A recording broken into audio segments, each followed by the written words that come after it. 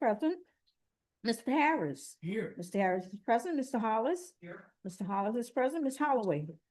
Ms. Holloway is present. Ms. Mellarine. Ms. Mellarine is present. Mr. Morris. Here. Mr. Morris is present. You have a quorum.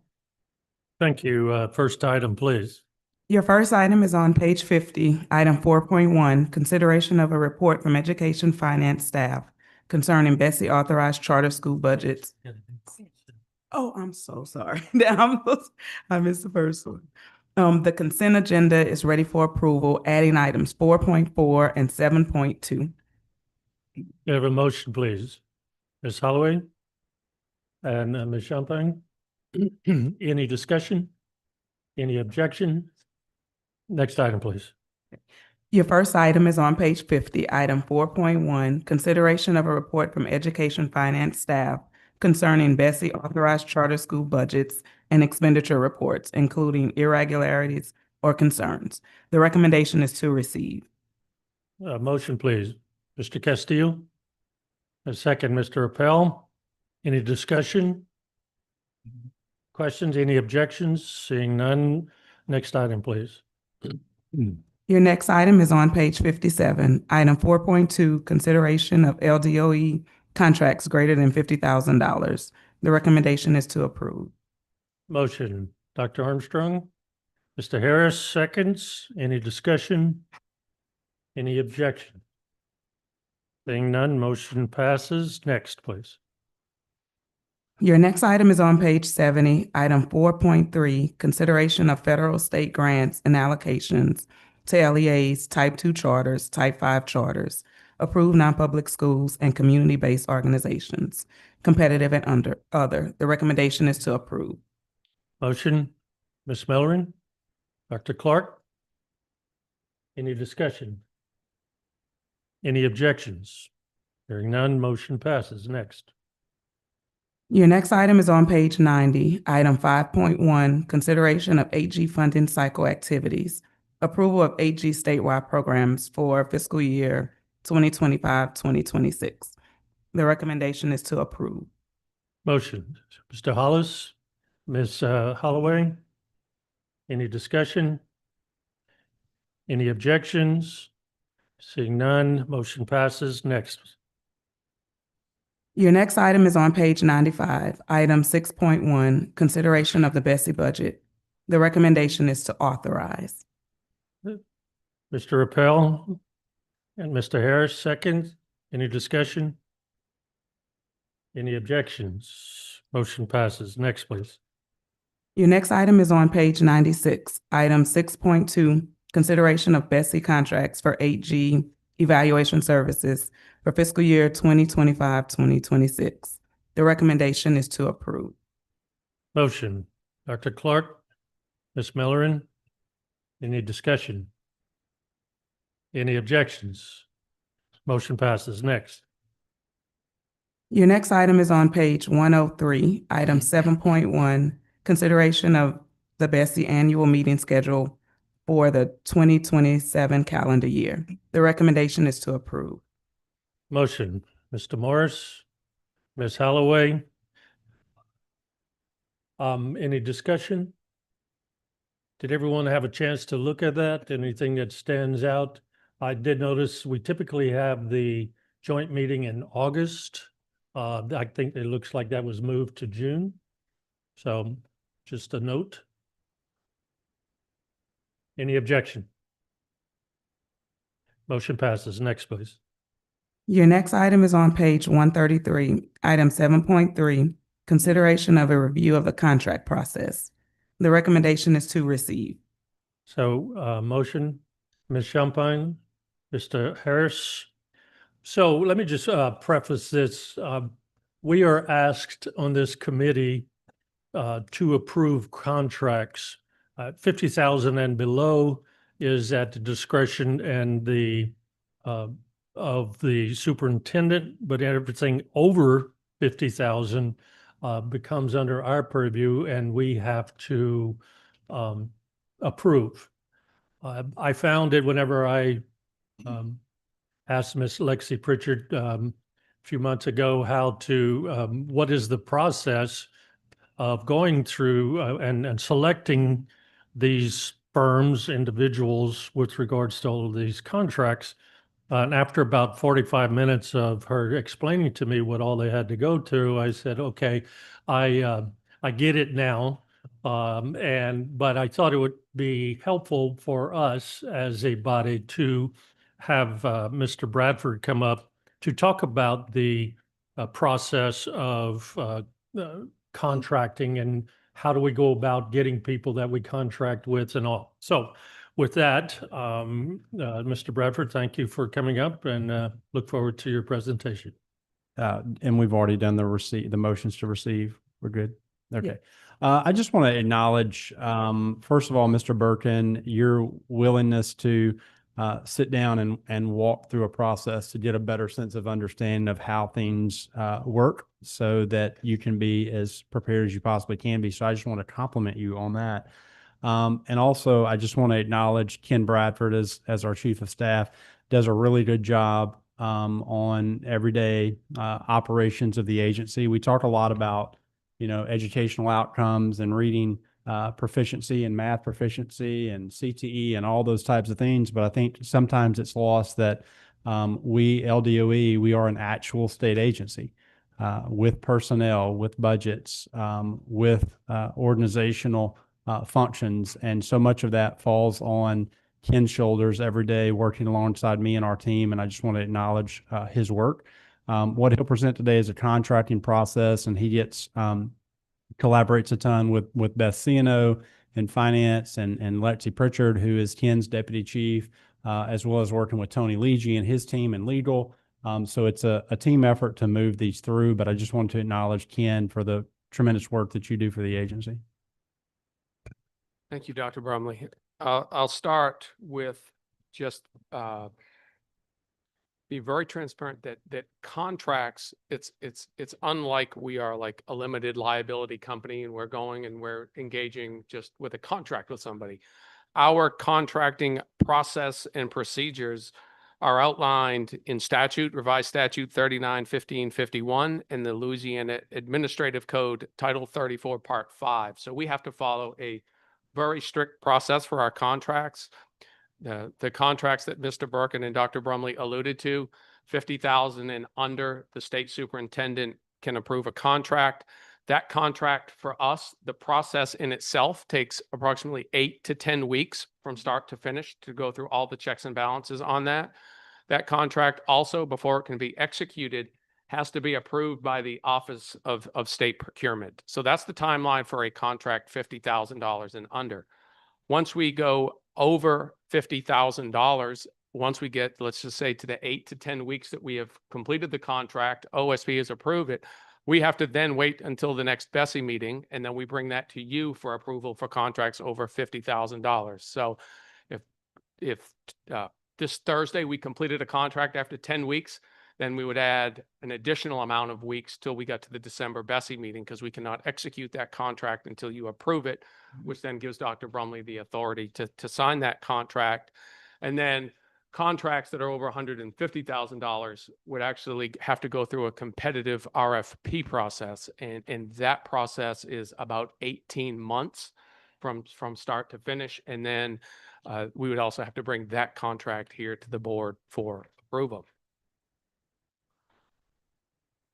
So with that, I'll move into the types of contracts that the department engages in. Again, these types of contracts are in statute and administrative code. There's basically 7 types of contracts that the department engages in. So what I want to do is briefly explain each type of those. And then what I'll do is give you an example of why we would be leveraging that type of specific contract. And so the first one would be a consulting contract.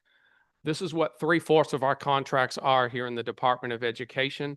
An example here would be us contracting with a Louisiana teacher to help develop curriculum or serve as one of our teacher leader advisors who reviews curriculum as part of our instructional materials review process.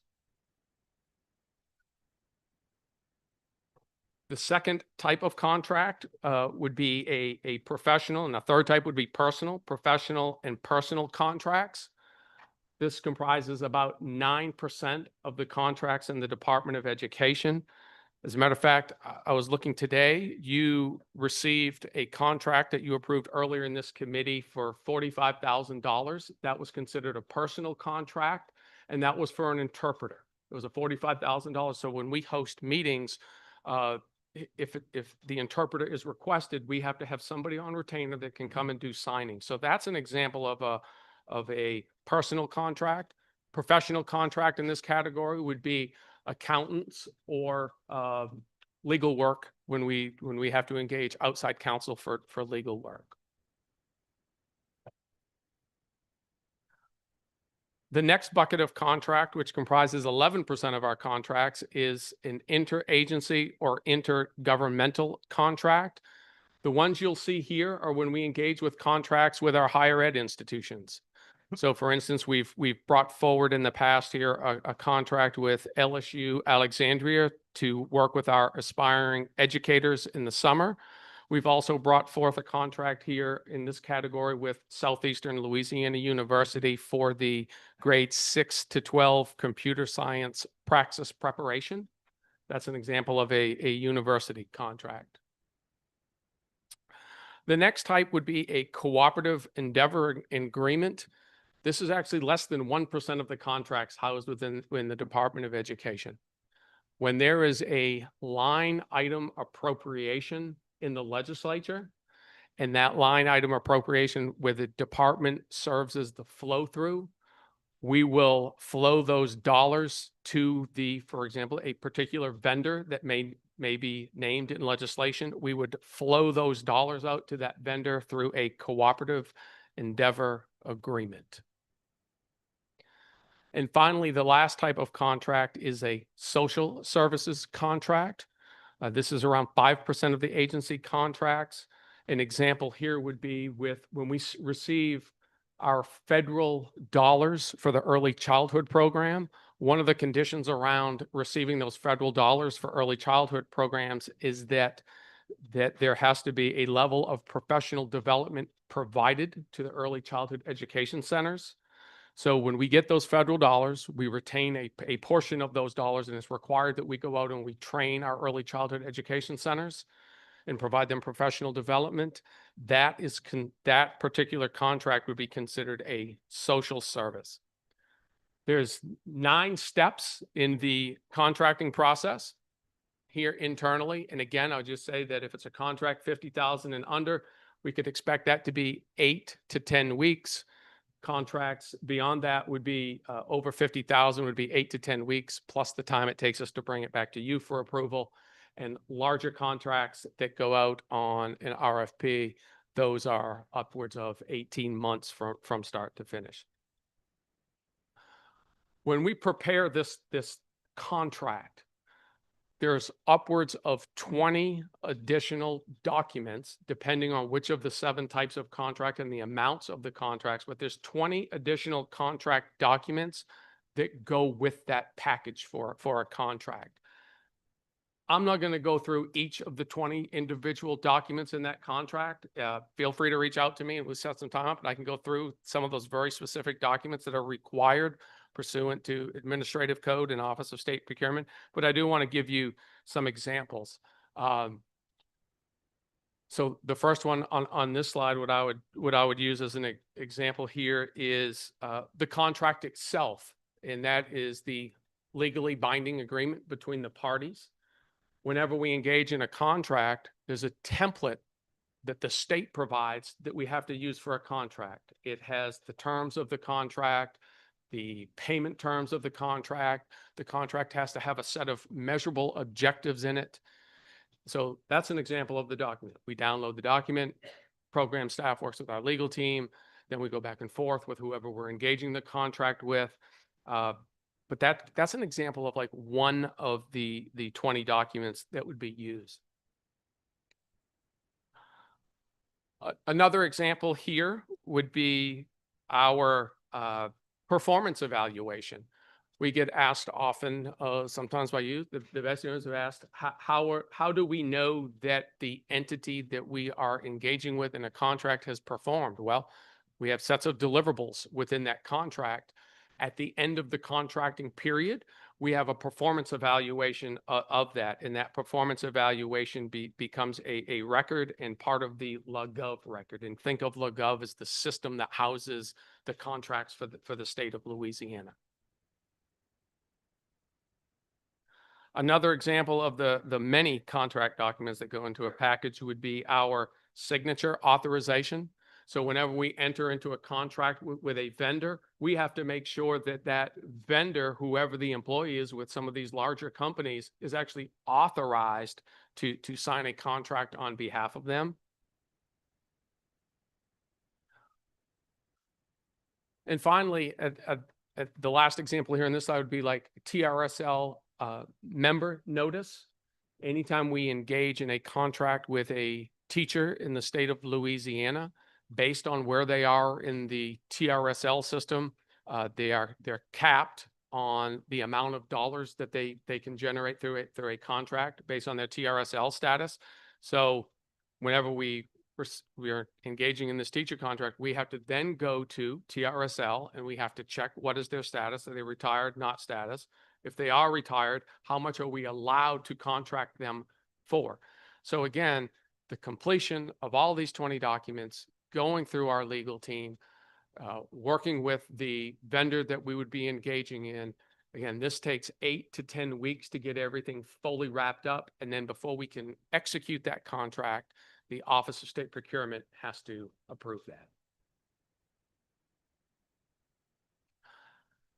And finally, internally here at the department, just the roles of some of our staff in this process. I was counting earlier this morning the number of agency individuals that actually would touch a contract before it's has a final approval.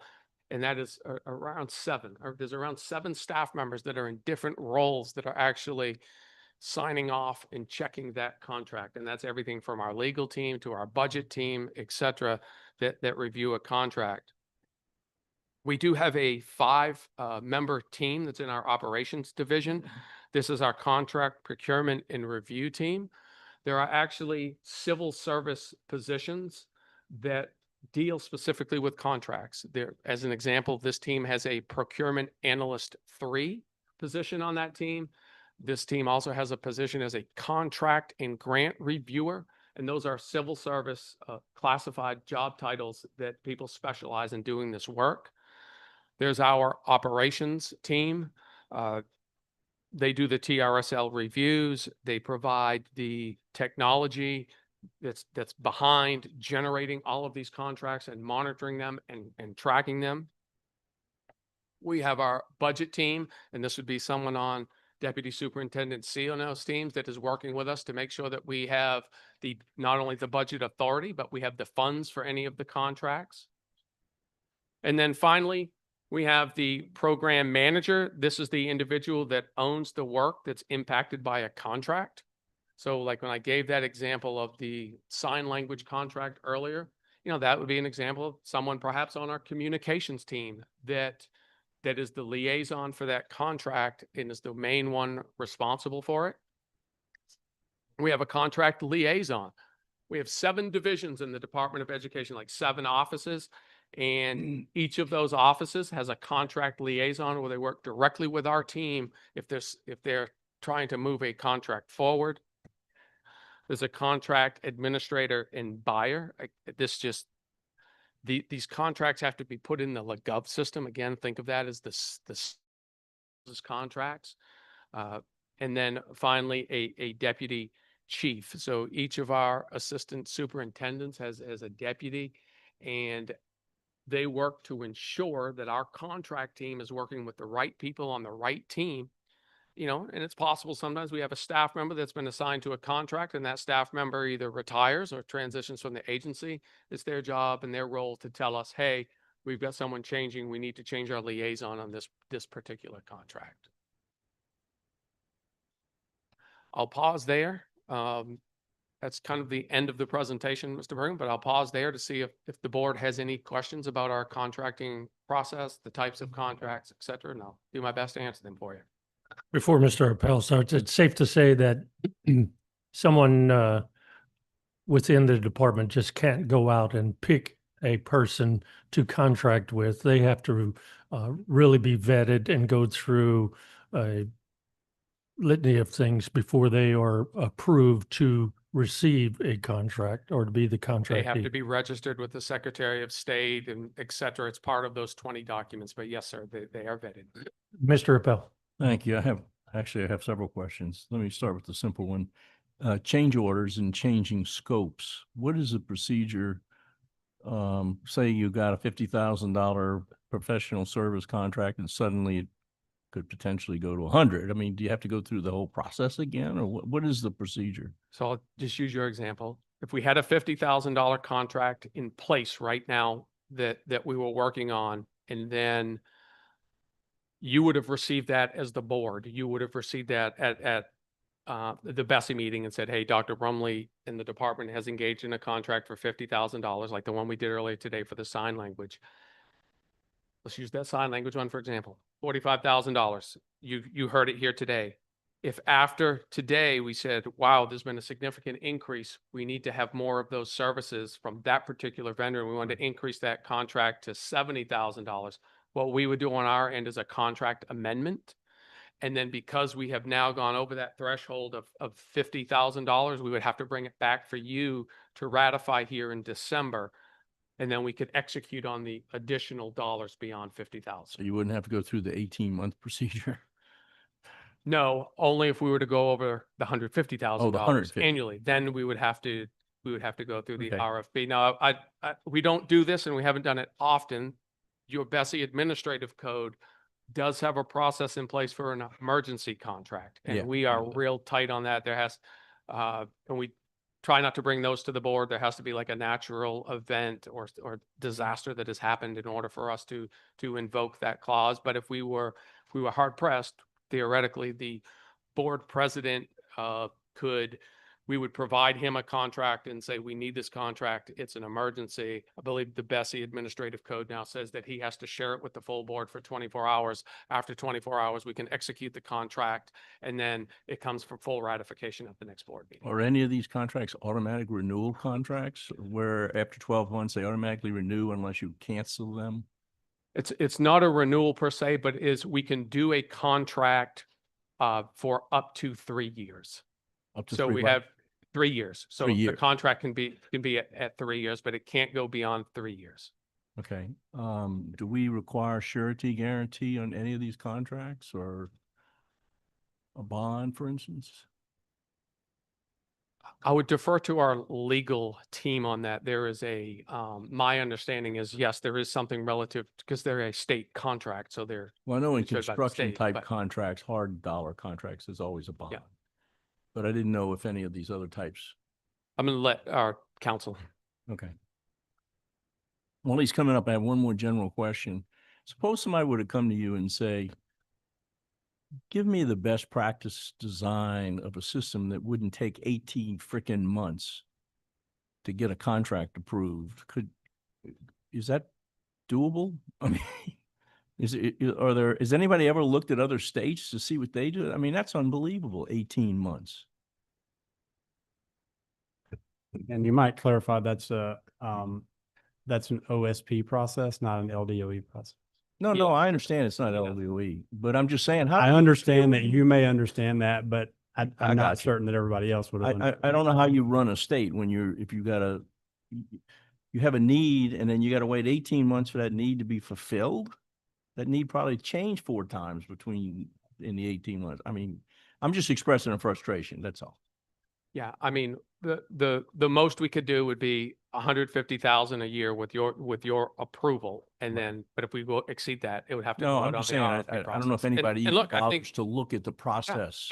look, I think it's a testament to the planning that has to go on internally here at the agency with our own staff. And you may recall that when the legislation was passed for the Gator program, there was some legislation Right, I in there remember. to help expedite that process, Yeah. but that was still lengthy and took us a while Yeah. to expedite. But it wasn't 18 months, but we were able to minimize it down to 11 months. Got you. Okay, I'm sorry.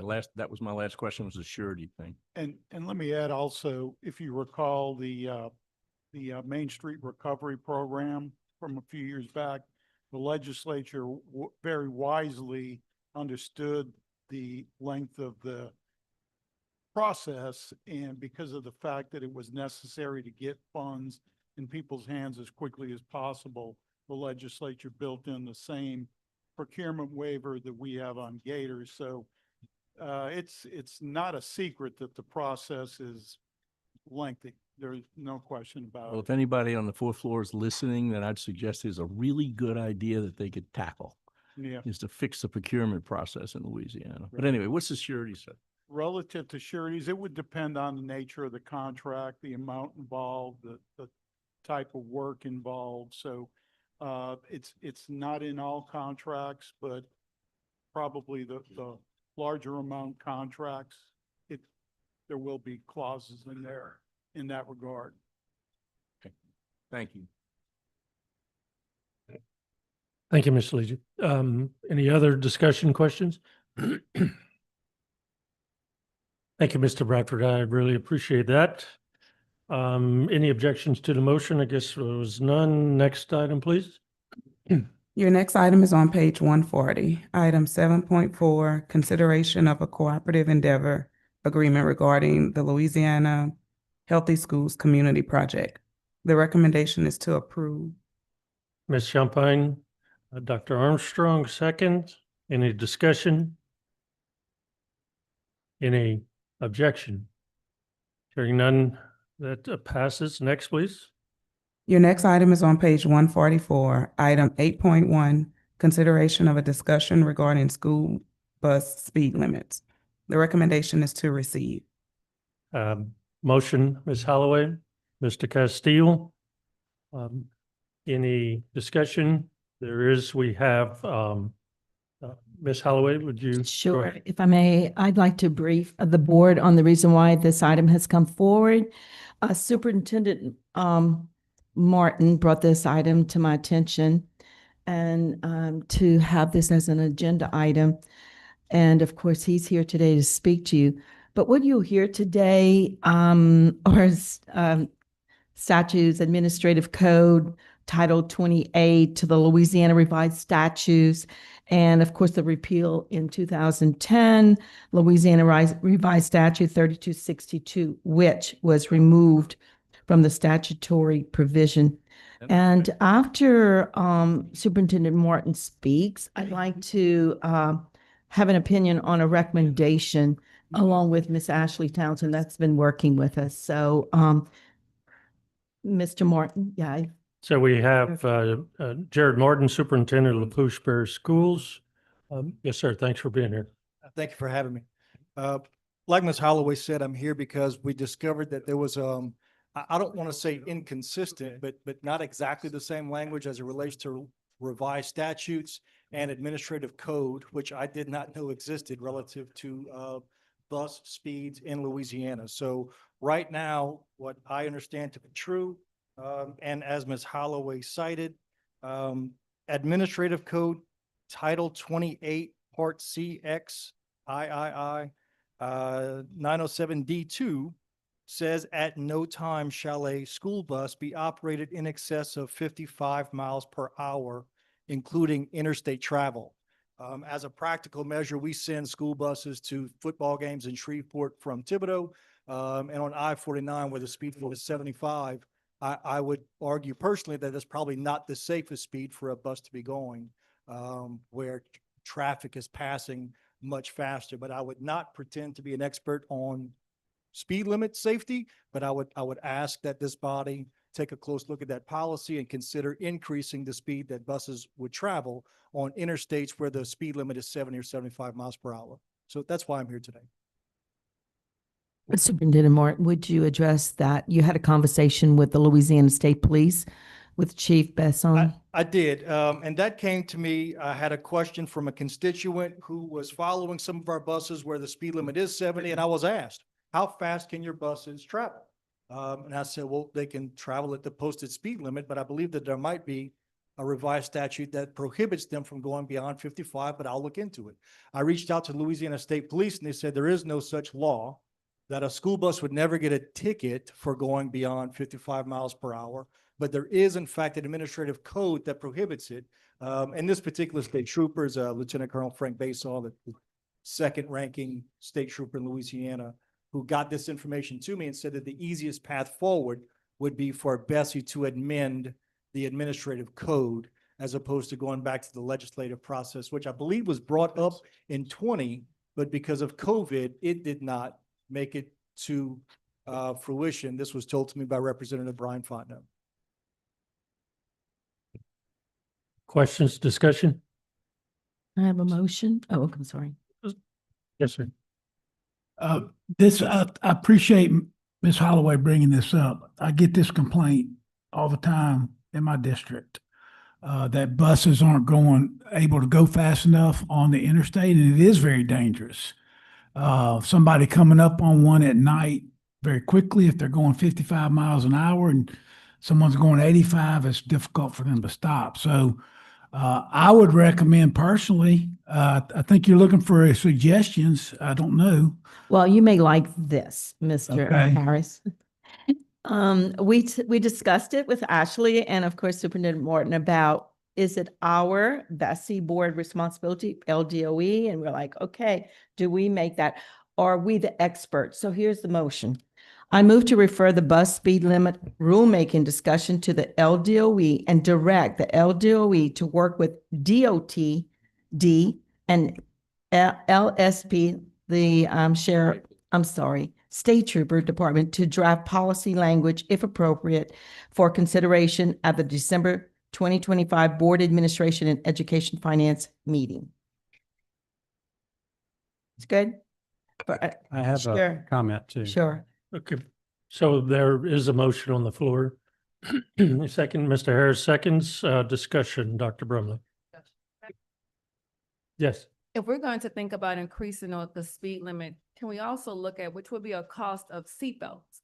Because I do own buses too, and I know that they do go 55 miles per hour. But I also know once we start going 75 miles per hour or more or less, and those kids are moving around, they're talking, a distraction, they're doing stuff. There are no seatbelts for most buses, and it's not required per se or enforced. So maybe also looking at for safety, because until the first lawsuit hits. I think you made the recommendation of 65, if I could recall. That's something, Ashley, you'll have to, Dr. Brumley, take that. So a few comments here, if it's okay. Yes, Mr. Burke. absolutely. Probably Mr. Harris, Ms. Champagne, Mr. Appel, maybe Mr. Hollis were in the legislature when this statute was adjusted so that buses don't have to travel 55 miles per hour. But at that point in time, a Bessie, much like you all, made the decision in some type of way to keep that restricted to 55 miles per hour. In, I want to say 2022, maybe there was a discussion at the Superintendent's Advisory Council to consider removing this from Bessie Bulletin. But at that point in time, that Bessie did not want to take on the notion of increasing the limit for which buses could travel down the road. If you look at driver reaction distance, so at 45 miles per hour, it takes a bus driver 50 feet to react. At 55, 61 feet. Once you get to 65 feet or so, it's over 70 feet of reaction time. If you look at total stopping distance, at 45 miles per hour, it would take a bus 346 feet to stop. At 55, it would take it 451 feet to stop. Once you get 70, I would assume it's about 600 feet to stop. Also, the the National Association of State Directors of Transportation Services, they have a position paper on this. And in their position paper, they say that they believe that buses should continue to operate at speed limits in effect for school buses around 1995, which was before it went to the 70 miles per hour. In some areas of the country, this would result in school buses operating at 10 to 15 miles per hour under the posted speed limit. So their belief is that buses should be operating at 10 to 15 miles per hour below the posted limit, and that's from the National Association of School Buses. So I appreciate Ms. Holloway's motion. I just want to be very clear that I'm not going to come before this board and recommend removal of this. So if you all want to do that, that's absolutely fine. I'm just not going to be the one that's recommending doing that, because I'm looking at this data and it's indicating how that becomes more problematic for the driver. It sounds like to me, Dr. Brumley, with driving a school bus or Thank you for that. The other comment that I need to make too is Ms. Holloway, I'm sorry, Dr. Clark, on the seatbelts, we have done for the legislature, I believe it was whenever Representative Harris was the chair, we completed a feasibility study on seatbelts. So we would be happy as an agency to go ahead and share that with you, because we have that study complete already. Could I say something? So. Seatbelts? Doug, I want to concur with Dr. Clark a little bit. I don't know what that study you're talking about is on seatbelts, but the danger to an unrestrained child in a bus going 55, it probably jumps up exponentially if you're going 70 or 75. So I don't know what that seatbelt study's recommendations were, or I know there's a cost factor involved, but I suggest if you speed up, if you allow buses to go much faster, you're creating a much more dangerous situation for unrestrained children. That's just my personal feelings. And we'll provide the board a copy of that feasibility study. We've already conducted that work. Dr. Armstrong. So, Ms. Holloway, am I correct that your motion was to defer this to these organizations for them to give us some feedback on? Correct. It says to direct the LDOE to work with the DOTD and LSP to draft policy, if appropriate, for consideration at the December 2025 meeting. Okay. Is that? Ms. Holloway, does that speak with clarity to any particular research we would like them to conduct? Or No, that Mr. just- Morris, but if you have any questions, I'm sure the board. Yeah, if you just in Yeah. a general sense, if you would consider expanding that a little bit so that we understand we want them to do more than just, adopt a motion. If they think, it's appropriate, maybe we could ask them. Which is? Maybe we could ask them to conduct appropriate research and provide some support documentation for any recommendation they would offer. I'm sure they're probably very well aware of research and having that data to support their decisions. Yeah. So if we could just include that with the motion, I think we would cover the concern, in my opinion. It's your motion. And I think again, it's understood. I mean, I wouldn't come here without data and research without having, that to be able to make a recommendation, but Dr. Brumley? well, I was just going to share that, I mean, this is clearly a different board and I'm thankful for that. But the reason the last board didn't vote on this is because in many ways they did not want to put children in a position where these factors were reflected in this particular way and take on that additional liability. So you want data? Ms. Millerin. Yeah, Yeah. I would appreciate having data. I work in catastrophic loss. It's what I do every day. And I can tell you from my professional experience, there's a big difference every 5 miles you increase at an impact of who walks away from an accident, who's catastrophically injured, and who will unfortunately not see their kids again. So I think I understand both sides of it. Do we want our buses to be able to safely navigate their way down the interstate? Absolutely. But I would like to hear from a professional whose job it is to do accident reconstruction, those type of safety concerns, to weigh on what is the safest approach for our kids when their parents are entrusting them to be transported to or from school or events, especially in a situation where the injuries could be catastrophic or fatal. Would it be to draft policy language and consider conducting appropriate data analysis? I don't know. So if the Louisiana State Police gives us a recommendation or report, I would think we could make a decision from that, right? Mhm. Is that what your motion is asking? Yes, sir. Any other discussion?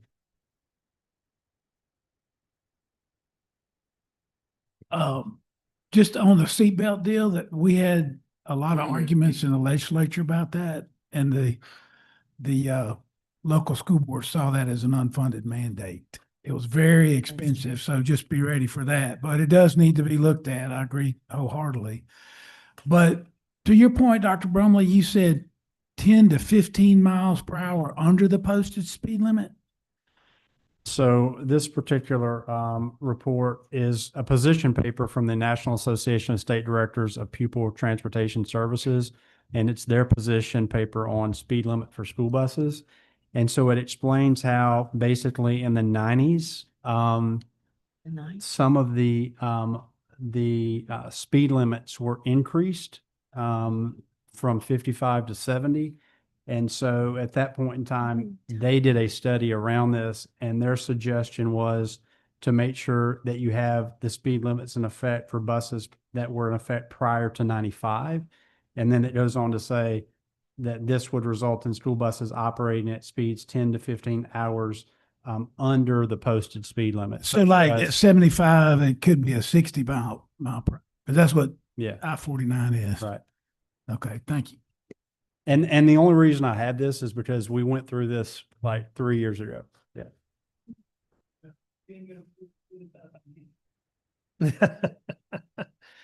Okay, we have a motion and a second. Any other discussion? Any objections to that motion? Hearing none, motion passes. Next, please. Thank you, Mr. Martin. That concludes your agenda. Mr. Appel, notice the time on my committee. Thank you.